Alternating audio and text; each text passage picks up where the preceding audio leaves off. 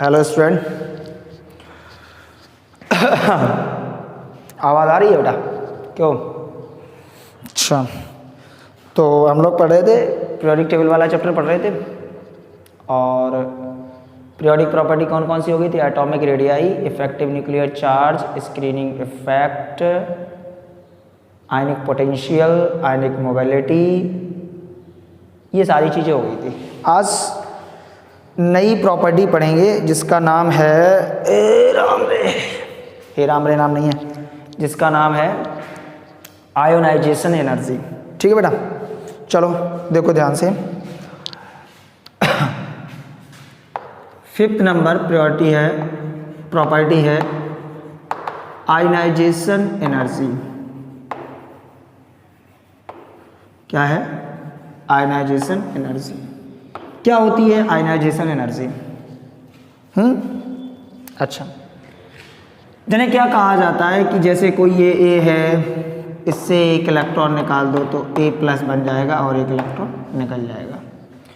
बोला जाता है जो एनर्जी इसमें जिन्हें दी जाए, जिन्हें रिलीज, अच्छा, जो एनर्जी दी जाती है उसको कहते हैं आयोनाइजेशन एनर्जी।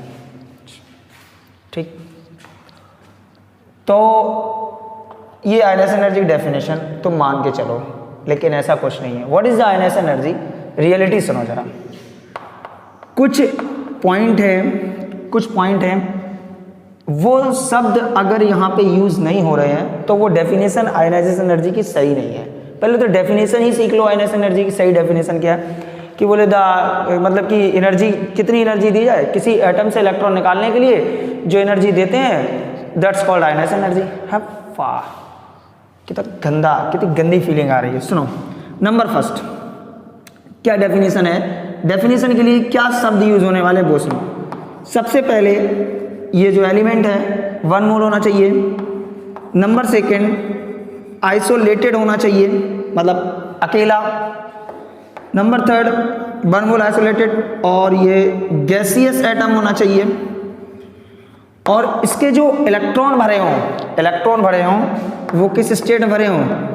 ग्राउंड स्टेट में भरे हों, मतलब उसमें कोई एक्साइटेड स्टेट नहीं होनी चाहिए। तब एक इलेक्ट्रॉन निकालने के लिए जो एनर्जी दोगे दैट्स कॉल्ड आयोनाइजेशन एनर्जी। तो what is the ionization energy? The amount of energy required to remove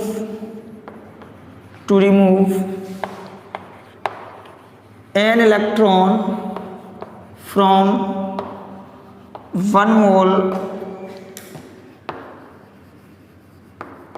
isolated gaseous atom from its ground state। मतलब किसी आइसोलेटेड गैसियस एटम के ग्राउंड स्टेट से एक इलेक्ट्रॉन निकालने में जो एनर्जी देते हो दैट्स कॉल्ड आयोनाइजेशन एनर्जी। बेटा एनर्जी दे रहे हैं तो इसके लिए डेल्टा एच कैसा होगा? पॉजिटिव। चेंज इन एंथैल्पी कैसी होगी? Positive. Change in enthalpy positive होती, रिएक्शन कैसी होती है? एंडोथर्मिक। क्या होती है? Endothermic. It's mean ionization energy is a endothermic process. अच्छा, सपोज करो आपने यहां पे एनर्जी दी x, तो what is the value of delta H? Plus का x kilojoule per mole. Kilojoule per मोल, समझ रहे? तभी तो यूनिट क्या है? किलोजूल पर मोल। ठीक, तो आयोनाइजेशन एनर्जी जो है ये एक एंडोथर्मिक रिएक्शन है। इसमें एनर्जी देनी पड़ती है 1 मोल आइसोलेटेड गैसियस एटम के ग्राउंड स्टेट से इलेक्ट्रॉन निकालने के लिए जो एनर्जी देते हो दैट्स कॉल्ड आयोनाइजेशन एनर्जी। अच्छा, कौन कौन से ऐसे फैक्टर हैं जो इफेक्टेड करेंगे आयोनाइजेशन एनर्जी को? थोड़ा इस पे चर्चा करते हैं। पहले इसको नोट करो, डेफिनेशन को। ठीक, देखिए भाई, काला है तन काला रे मन काला रे काले दिल का दिल काला रे। देखिए factor affecting the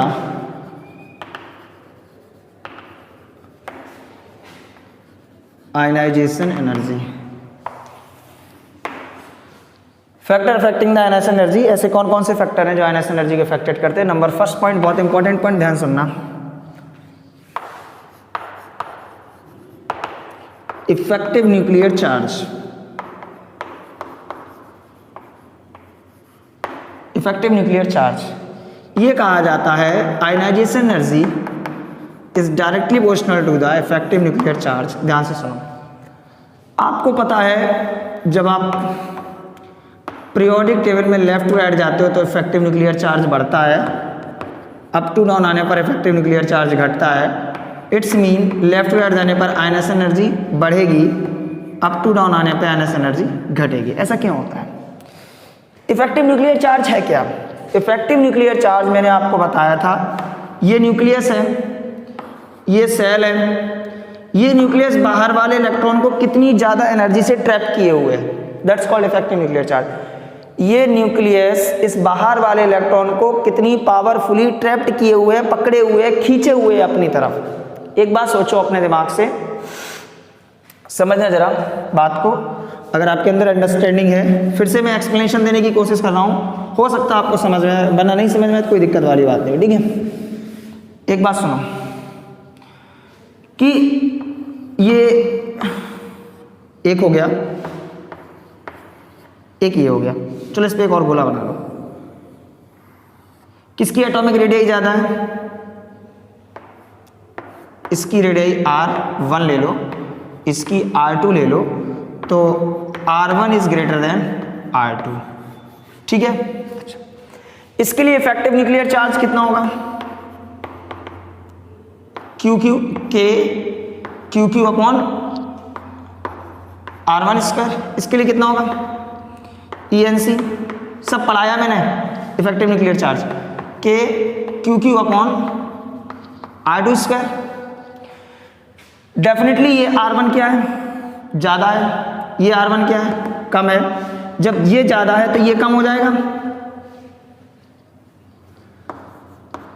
periodic table में लेफ्ट टू राइट जाने पर एटॉमिक रेडियस डिक्रीज करती है, इसलिए पीरियोडिक टेबल में लेफ्ट टू राइट जाने पर एटॉमिक रेडियस डिक्रीज करती है, अप टू डाउन आने पे इंक्रीज करती है। ध्यान सुनो, पीरियोडिक टेबल में लेफ्ट टू राइट जाने पर एटॉमिक रेडियस डिक्रीज करती है, इसलिए इफेक्टिव न्यूक्लियर चार्ज बढ़ जाता है। इफेक्टिव न्यूक्लियर चार्ज बढ़ने का मतलब है न्यूक्लियस का बाहर वाले इलेक्ट्रॉन पे ज्यादा कब्जा। तो इलेक्ट्रॉन को निकालने के लिए आपको ज्यादा एनर्जी देनी पड़ेगी। क्या करना पड़ेगा? ज्यादा एनर्जी देना पड़ेगा। इसलिए ionization energy is directly proportional to the effective nuclear charge. It's mean on going left to right ionization energy will increases and on going to up to down ionization energy will decreasing. बात समझ में आई? अच्छा, ये तो हो गया सीधी सीधी भाषा में, इसको हटा दें, इसको मैं कोई काम का नहीं, ज़्यादा इंटरेस्टिंग ना लो, ठीक। सीधी सीधी भाषा में अगर बात की जाए तो पीरियोडिक टेबल में लेफ्ट टू राइट जाने पर आयनाइजेशन एनर्जी बढ़ती है और अप टू डाउन आने पे घटती है। अच्छा, इसका मतलब तो बहुत बड़ी कहानी होगी फिर तो ये। दूसरा नंबर पॉइंट सुनो, nature of subshell. Nature of subshell ये भी एक फैक्टर है जो अफेक्टेड करता है आयनाइजेशन एनर्जी को। जैसे अगर तुमसे बात की जाए S2 P6 D10 F14, S1 छोड़ दो इसको, P3 D5 F7, ये सबसेल कैसी है? फुलफिल्ड है। कैसी है? फुलफिल्ड है। और ये सबसेल कैसी है? हाफ फिल्ड है।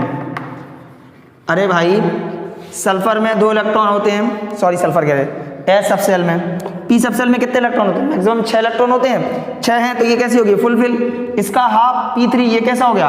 Half filled. D10 D subshell में मैक्सिमम कितने इलेक्ट्रॉन होते हैं? 10, D10 है कैसा है, फुलफिल, हाफ कैसा हो गया, हाफ फिल्ड। D5 कैसा हो गया, हाफ फिल्ड। एक बात सुनो यहाँ पर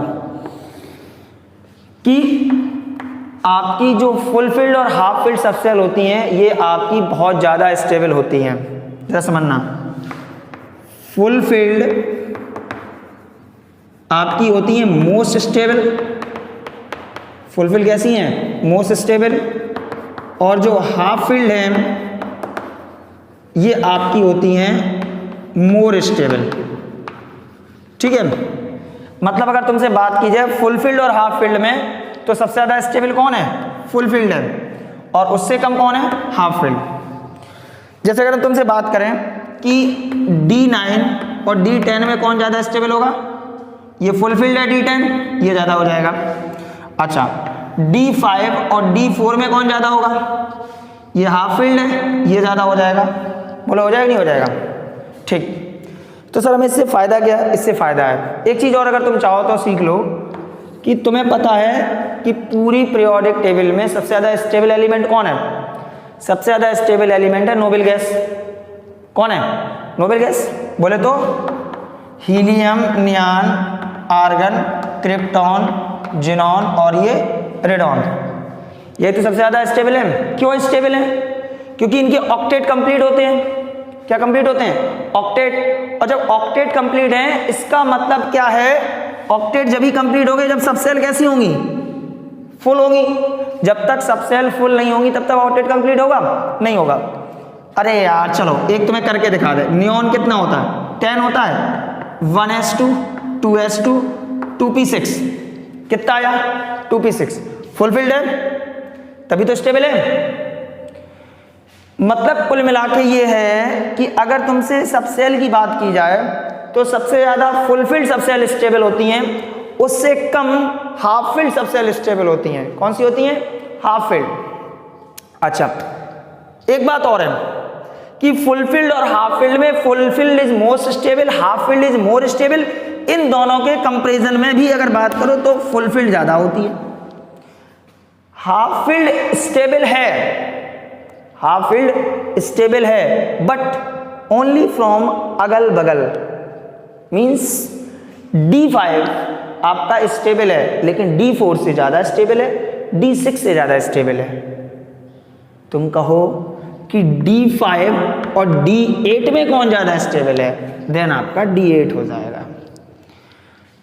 सर हमें एक बात समझ में नहीं आ रही, आप हमसे इतनी देर से बकवास कर रहे हो, ये दुनिया भर का ज्ञान झोंक दिया, कहीं भी मुझे इसमें आयनाइजेशन एनर्जी तो दिख ही नहीं रही है। देखेगी बेटा, समझो जो हम बोल रहे हैं, ध्यान सुनो। Full field most stable, half field more stable. Full field तो सबसे ज़्यादा स्टेबल, हाफ फील्ड स्टेबल तो है बट ओनली फ्रॉम अगल बगल, like a D5। D5 is more stable than the D4 than the D6, but D8 की बात करो तो नहीं, तो D8 है। लेकिन D8 और D10 की बात करो तो D10 है, because it's a super hero. Octet complete, octet complete मतलब स्टेबल। सोचना भाई, जो चीज स्टेबल होगी, जिसका ऑक्टेट कंप्लीट होगा, क्या तुम उससे इलेक्ट्रॉन निकाल लोगे? क्या तुम उससे इलेक्ट्रॉन इजीली निकाल लोगे? नहीं निकाल पाओगे। इसका मतलब यह है कि अगर किसी का ऑक्टेट कंप्लीट है, फुलफिल्ड की कंडीशन है, उससे आप इजीली इलेक्ट्रॉन नहीं निकाल सकते हो, तो उसकी जो आयनाइजेशन एनर्जी है वो होती है मैक्सिमम आयनाइजेशन एनर्जी। कितनी होती है? Maximum ionization energy. अच्छा, हाफ फील्ड की भी आयनाइजेशन एनर्जी होती है बट इतनी ज़्यादा नहीं होती, वही कहानी फ्रॉम अगल बगल। लेकिन अगर कहीं फुलफिल्ड की कंडीशन है तो उसकी मैक्सिमम आयनाइजेशन एनर्जी होती है। क्यों होती है? क्योंकि वो है भैया स्टेबल, और जो स्टेबल हैं, तुम यार helium, neon, argon, krypton, xenon और रेडॉन से सोच रहे हो कि हम इनसे इलेक्ट्रॉन निकाल लें, तो इट्स अ वेरी मूर्खता, because it is noble gas. Normally reaction ही नहीं करते हैं क्योंकि इनसे इलेक्ट्रॉन नहीं निकाल सकते। जब इनसे इलेक्ट्रॉन क्यों नहीं निकलते? क्योंकि ऑक्टेट क्या होते हैं? कंप्लीट। इतनी ज़्यादा एनर्जी देनी पड़ती है इलेक्ट्रॉन निकालने के लिए कि पसलियाँ टेढ़ी हो जाती है इंसान की, समझ रहे हैं। तो ऐसा कुछ है। तो अगर तुमसे बात की जाए कि सबसे ज़्यादा एनर्जी किसकी होगी, फुल फील्ड की। क्यों होगी, ऑक्टेट कंप्लीट होता है, स्टेबल होते हैं, वेरी गुड। अच्छा, हाफ फील्ड की सर होगी, बट ज़्यादा फ्रॉम ओनली अगल बगल से। किससे होगी, अगल बगल से। अब तुमको जरा इसको नोट करो, फिर मैं एक क्वेश्चन कराता हूं। अच्छा सा नोट करो पहले। तने कर रे मने कर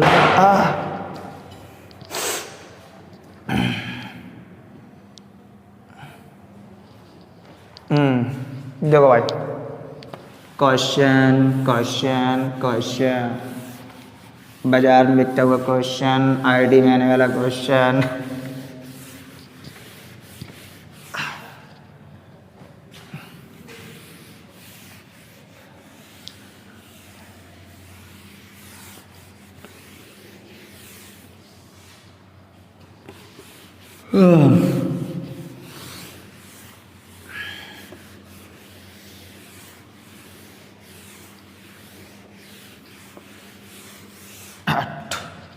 सुनो,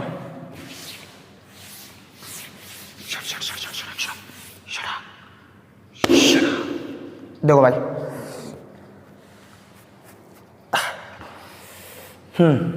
क्वेश्चन जैसे कह दिया जाए, write the order of ionization energy. आपको आयनाइजेशन एनर्जी का ऑर्डर लिखना है, लिखते रहो, चित्ता मन उत्ता लिखो। Lithium, beryllium, boron, carbon, nitrogen, oxygen, fluorine, neon. Sir आपने अभी कहा मुझसे कि पीरियोडिक टेबल में लेफ्ट टू राइट जाने पे आयनाइजेशन एनर्जी बढ़ती है। अभी यार बोला ना मैंने, क्या बोला कि इधर जाने पे इफेक्टिव न्यूक्लियर चार्ज बढ़ता है तो आयनाइजेशन एनर्जी बढ़ती है। सर इतना लोड काहे ले रहे हैं, इतना लोड काहे ले रहे हैं, सीधी बात है सर। क्या हो जाएगा, सबसे ज़्यादा इसकी, वो से कम इसकी, वो से कम इसकी, वो से कम इसकी, सबसे कम उसकी, उसकी, उसकी, किसकी, किसकी। अभी हमने क्या बोला, बिल्कुल सही बात है कि पीरियोडिक टेबल में लेफ्ट राइट जाने पे आयनाइजेशन एनर्जी बढ़ती है। मैं आपकी बात को या अपनी बात को गलत नहीं कह रहा हूँ, बट ये भी बात है कि आयनाइजेशन एनर्जी तो बढ़ती है लेफ्ट टू राइट जाने पर, बट ये भी तो देखो कि कहीं फुल फील्ड या हाफ फील्ड तो नहीं है, क्योंकि फुल फील्ड या हाफ फील्ड आ गया तो वहाँ आ जाएगी स्टेबिलिटी, और जब आ जाएगी स्टेबिलिटी तो हो जाएगी कहानी खराब। 3, 4, 5, 6, 7, 8, 9 एंड 10।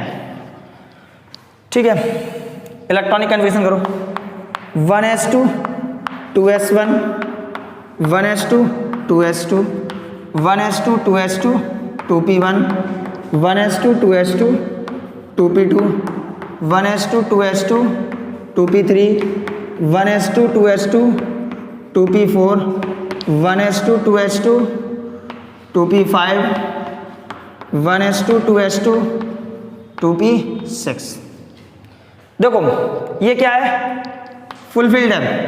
सबसे पहले तो नियॉन हो गया, उसके बाद कुछ है फ्लोरीन। अब आ जाओ, यहाँ क्या है 2p4, ओ नॉनसेंस, और यहाँ क्या है 2p3। ये 2p4 है, ये 2p3 है। अगर 2p4 और 2p3 में कहा जाए किसकी आयनाइजेशन एनर्जी ज़्यादा होगी, तो मैंने कहा था p6 क्या होता है फुल फील्ड, p3 क्या होता है हाफ फील्ड। p6 p3 में कौन ज़्यादा stable, p6। p3 stable but only from अगल बगल से, तो p3 और p4 में कौन ज़्यादा स्टेबल होगा, p3। और जो जितना ज़्यादा स्टेबल होगा उससे इलेक्ट्रॉन निकालने के लिए उतनी ही ज़्यादा एनर्जी देनी पड़ेगी। तो कौन आ जाएगा, नाइट्रोजन, और फिर ऑक्सीजन, फिर कार्बन, फिर कहानी फंस गई बोरॉन और beryllium. This is 2p1 and this is the 2s2।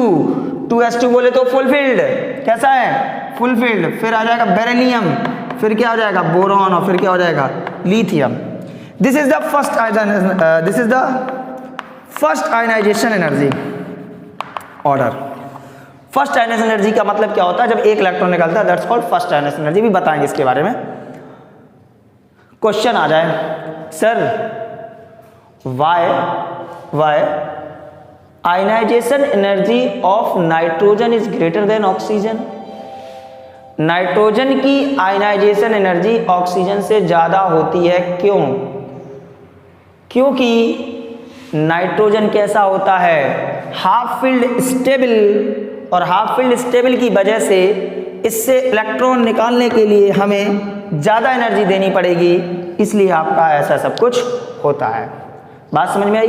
तो ये बात सत्य है और ये बात सही भी है कि पीरियोडिक टेबल में when we going to left to right ionization energy will increase, and when we going to up to down then ionization energy will decrease.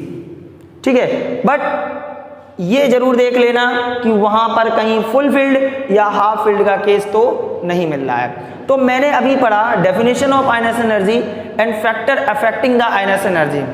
अभी थोड़ा और आयनाइजेशन एनर्जी के बारे में देखिए। ऐसे बहुत कुछ है आयनाइजेशन एनर्जी, लेकिन आज के लेक्चर में आधा रखेंगे। आयनाइजेशन एनर्जी जो एप्लीकेशन है वो अगले लेक्चर में देखेंगे। पहले इसको नोट करो जरा एक सेकंड में।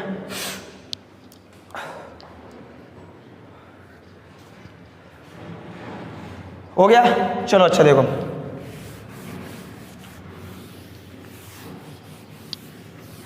तो निकल रे,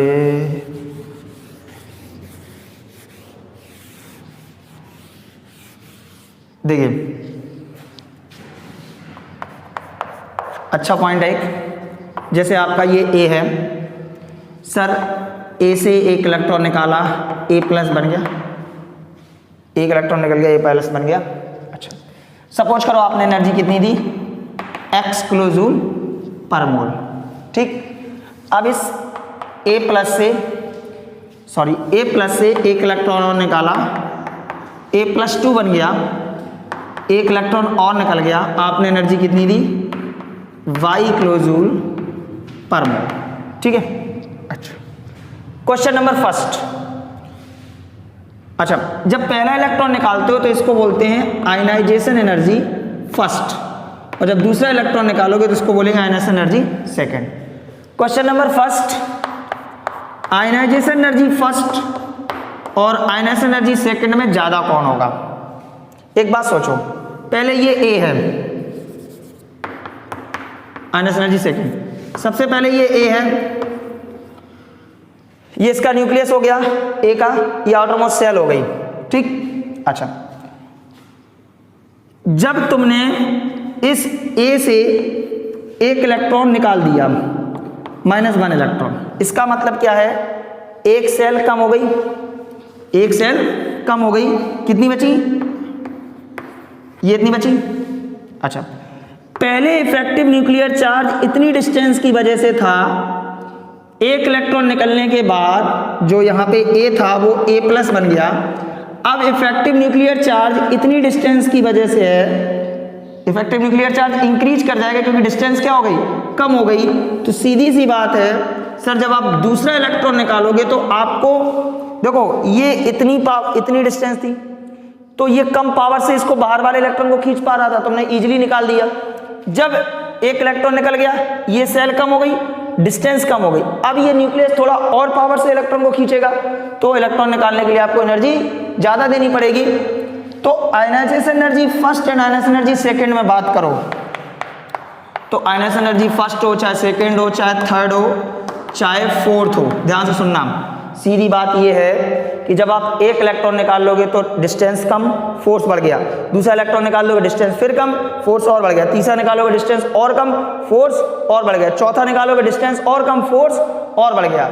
इसका मतलब क्या हुआ? जैसे जैसे आप इलेक्ट्रॉन निकालते जाओगे डिस्टेंस कम होती जाएगी, और डिस्टेंस कम होती जाएगी तो इफेक्टिव न्यूक्लियर चार्ज बढ़ता जाएगा, और जब इफेक्टिव न्यूक्लियर चार्ज बढ़ेगा तो डेफिनेटली इलेक्ट्रॉन निकालने के लिए आपको ज़्यादा एनर्जी देनी पड़ेगी। तो ionization energy first, ionization energy second, ionization energy third, ionization energy fourth and so on में बात करो तो सबसे ज़्यादा ये ऑर्डर हो जाएगा। ठीक, अच्छा सर ये तो चलो आपने निपटा दिया कि एक्स और वाई में कौन ज़्यादा होगा? वाई ज़्यादा होगा। अच्छा लगा मुझे सुन के। बात ये है कि सर टोटल आयनाइजेशन एनर्जी कैसे निकालेंगे? टोटल देखो देखो देखो देखो, इसको जब नोट करना जो कुछ इसमें पॉइंट वाइज नोट कर लो। चलो टोटल यहीं डायरेक्ट निकाले दे रहे। चलो अच्छा देखो, टोटल भाई मेरे टोटल क्या होगा, इसको ऐड कर दो, कट गया। ए से +2, दिस इज द 2 इलेक्ट्रॉन, ए से +2 2 इलेक्ट्रॉन, टोटल यही तो है, ऐड कर दो तो क्या हो जाएगा, x + y kilojoule per mole. This is the total ionization energy, this is the total ionization energy, total ionization energy. कोई दिक्कत? नोट करो जरा इसको सेकंड में। हो गया। एक न्यूमेरिकल छोटा सा देखते हैं आयनाइजेशन एनर्जी पे, और इसके बाद समाप्ति की ओर आज का लेक्चर ले जाएंगे।